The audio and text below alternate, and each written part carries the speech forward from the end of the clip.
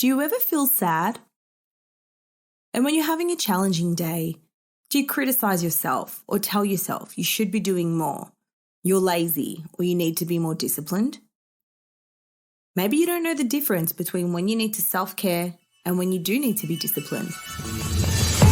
The What's Eating You podcast is a series of mental health topics that are designed to make you think, learn, educate, and validate. Enjoy the show.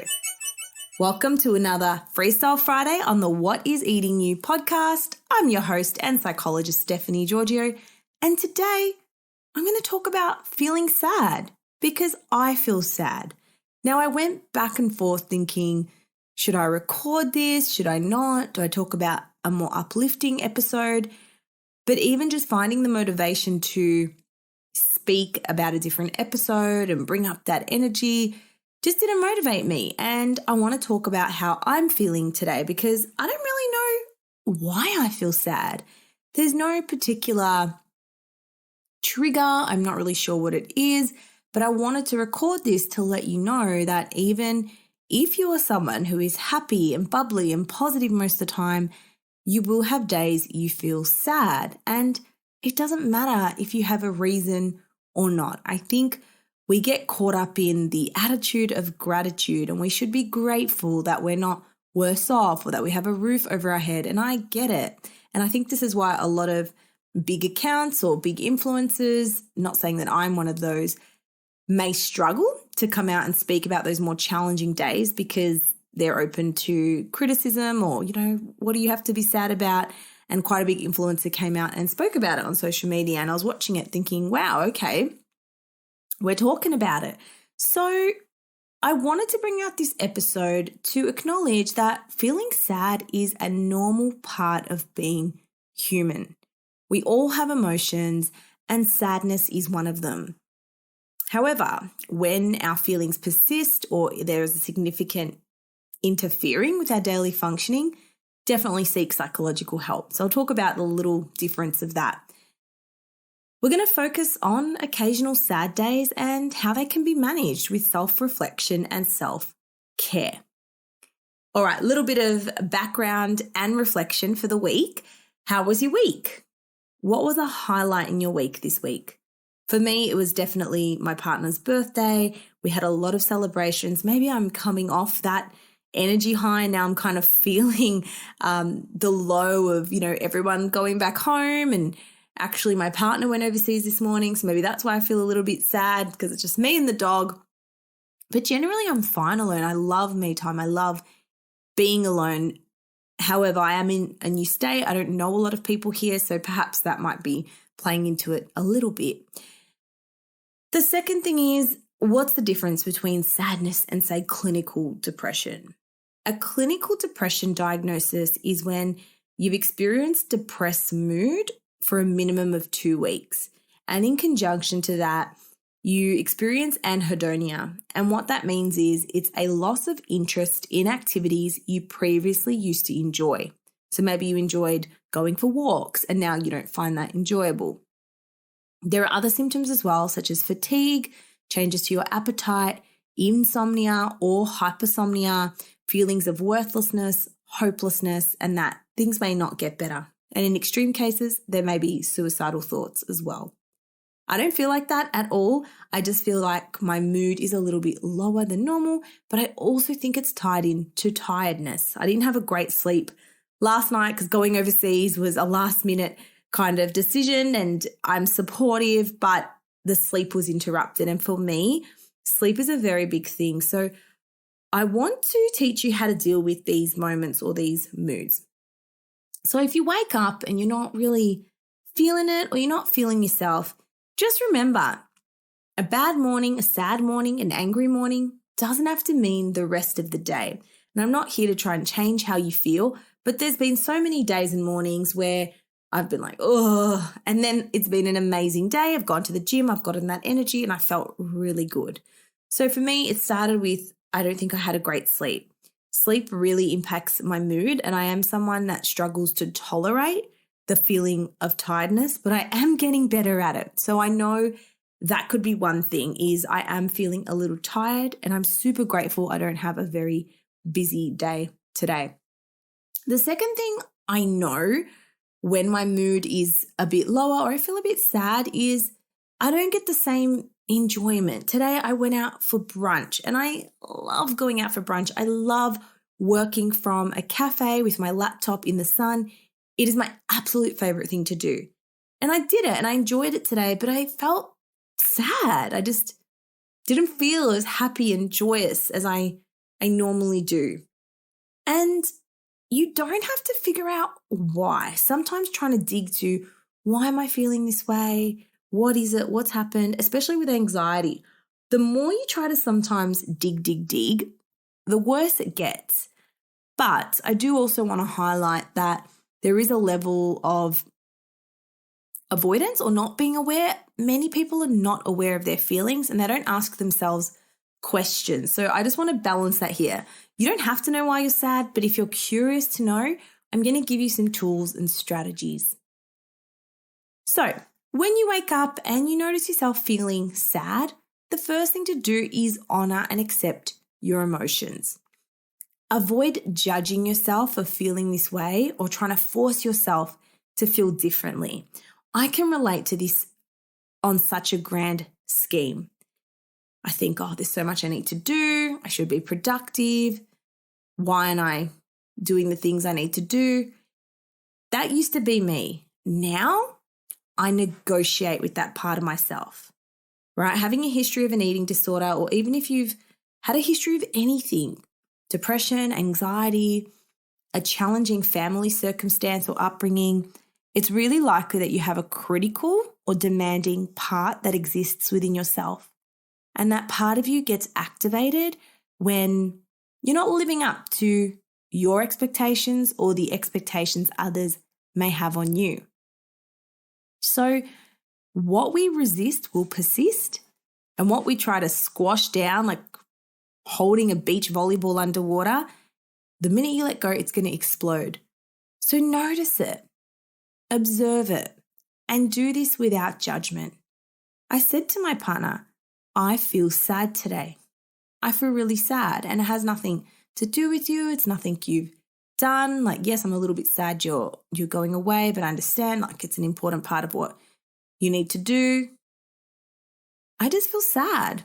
So I acknowledged it and I expressed it to someone who was important to me. Remember, emotions are valuable signs from our internal world, and by acknowledging them, we can begin to understand what might be going on beneath the surface.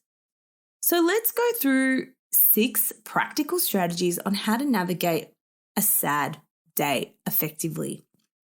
Because for a lot of people, I know when they feel sad or when they feel an emotion, they may engage in maladaptive behavior, binge eating, drugs, alcohol, avoidance, procrastinating, scrolling on social media.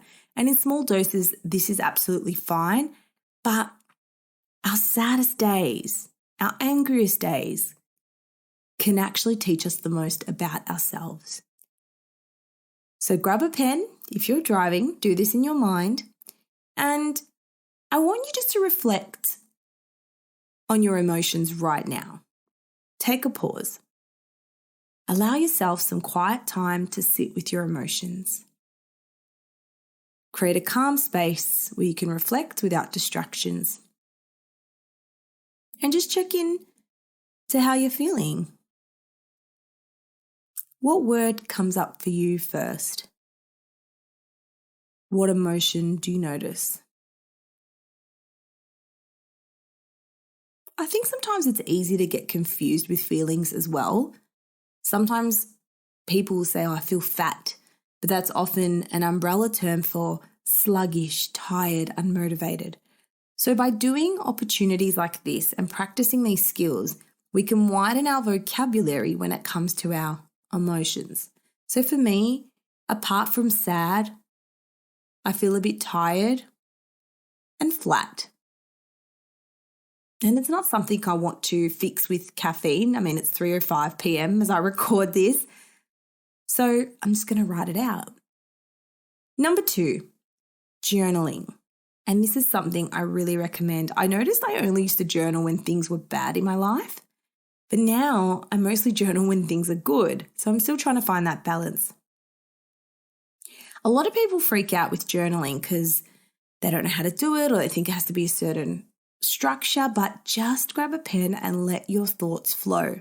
There are days when my journal is literally a to-do list. There's days where I write, I had this dream. There's days where I say, I feel sad, and I just get straight into it. There's days where I beat around the bush. My journaling really varies, and yours can too. Write down what you're feeling, what might have triggered these emotions, and any insights that come to mind. Sometimes simply putting our thoughts and feelings into words provides clarity and relief. When we actually get things on paper, research has shown that it helps you process those emotions. So for me, if I was just to reflect, I would just say, had a really big weekend, lots of energy, lots of catering with people, different people. And now everyone's gone, including my partner, and it's just me. I've been out of routine, and for me, routine and structure is a really big thing. I also didn't exercise today, which for me is a really positive start to my day usually. I did go for walks, but I didn't go to the gym. But I don't want not going to the gym to be the reason I feel sad, but it could be a contributing factor. Now, the third thing is engage in self-compassion. Be gentle with yourself and don't judge yourself. It's so easy to say, why are you sad? What have you got to be sad about? Especially, I know that I'm privileged. I know I have an amazing life. I'm very grateful. I'm very lucky. I'm very blessed. And I used to be super scared of negative feelings because in a relationship, I was taught that being emotional is bad and having emotions is bad. And I always felt I had to be positive and bubbly all the time. Now that has since changed. So on the days where you do have stuff to do, I engage in self-compassion, but I negotiate with myself. So for example, I'll say, you know what, Steph, record the podcast, but do it on a topic you want to talk about. And that's what got me here today. Or it might be, you know what, normally I go to the gym today, but I'm going to negotiate and go for a walk instead. So you don't have to completely shut down and berate yourself, but negotiate with yourself. Yeah, maybe it's not doing things to the full capacity or to the full energy. Remind yourself it's okay to feel this way and it will pass. I'm a big fan of putting a time frame on it and saying, you know what, Steph, that's okay. Today you feel sad, or the morning you feel sad, or lunchtime feels sad. Tonight I'm going to have pizza because that's my comfort food. Going to watch Netflix. And tomorrow I'm going to wake up with a new attitude and lots of energy.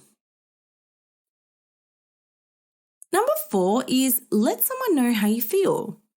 Let a friend, therapist, partner, and just say, I feel sad today. Sometimes talking about it can help, or it can feel validating, or maybe someone else will say, you know what, I was feeling the same too.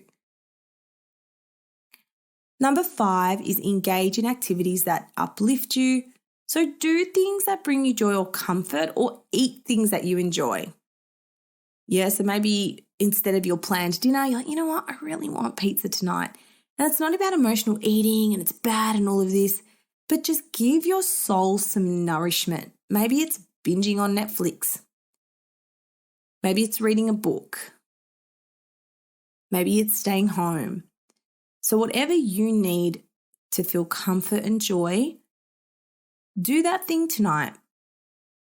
Go for a walk, do your painting, things that can help either boost your mood or distract you. But I'm a big fan of not distracting yourself. I think emotions are there to be felt, and when we distract, we're implying that it's something bad. But I think it's okay to sit in the sadness and to feel it.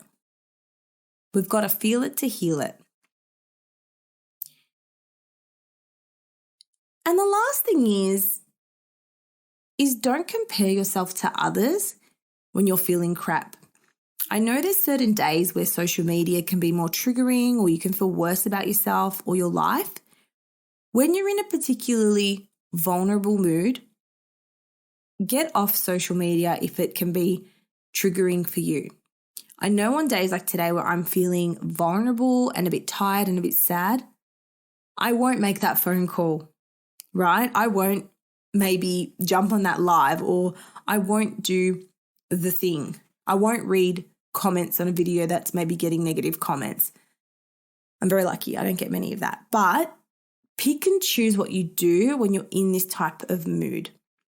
It's really important to take care of your physical and emotional needs.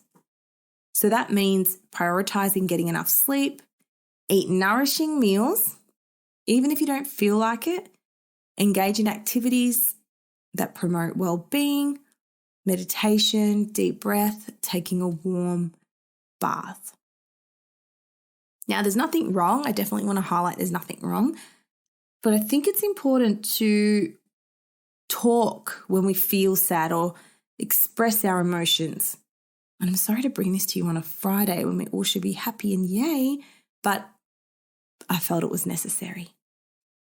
So, to conclude this episode, as you explore your feelings, it's essential to remember that these occasional sad days are often connected to deeper emotions or maybe unresolved issues. While the strategies we've discussed can help manage the immediate discomfort, it may not address the underlying cause. So again, if you feel this on a regular basis, you may need to dig a bit deeper. For me, I'm definitely going to journal tonight before I go to bed to try to unpack what might be going on for me on a deeper level. But of course, if you have recurring sadness or your feelings persist and they're interfering with your day-to-day functioning, then it might be beneficial to seek professional guidance. Remember, emotions are not meant to be ignored or suppressed. They are valid and they are messages providing valuable insight into your life. So by giving yourself permission to feel and exploring what might be going on, you're already taking a proactive step towards self-awareness and personal growth. And I'm here to tell you, it doesn't matter how much money you have, how much fame, how attractive you are, how skinny you are. Everyone has sad days. So don't think, if only I was skinnier, if only I was richer, if only I was this. Yes, it might help momentarily, but then it just creates a new level. And on every level, there's a new devil.